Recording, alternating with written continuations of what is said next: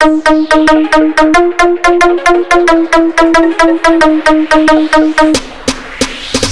Rohit, DJ Rohit, DJ Rohit।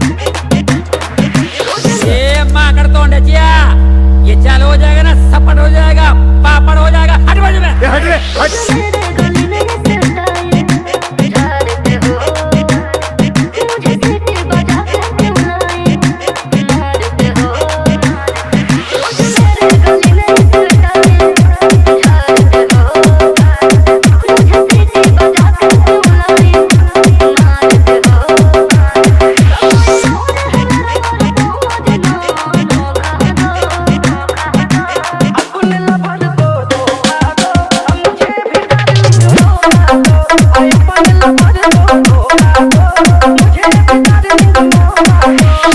मेरी गलती है।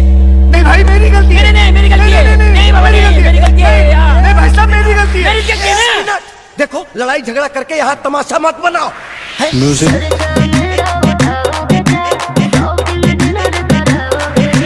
यही नहीं, अभी और सुनिए।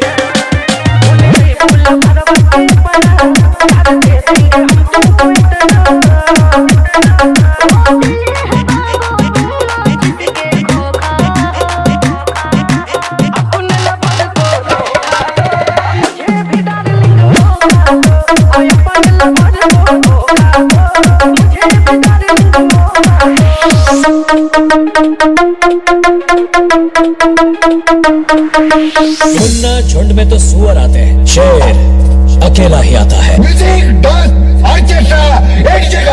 DJ Rohit Rishi Bhai, DJ Rohit Rishi Bhai।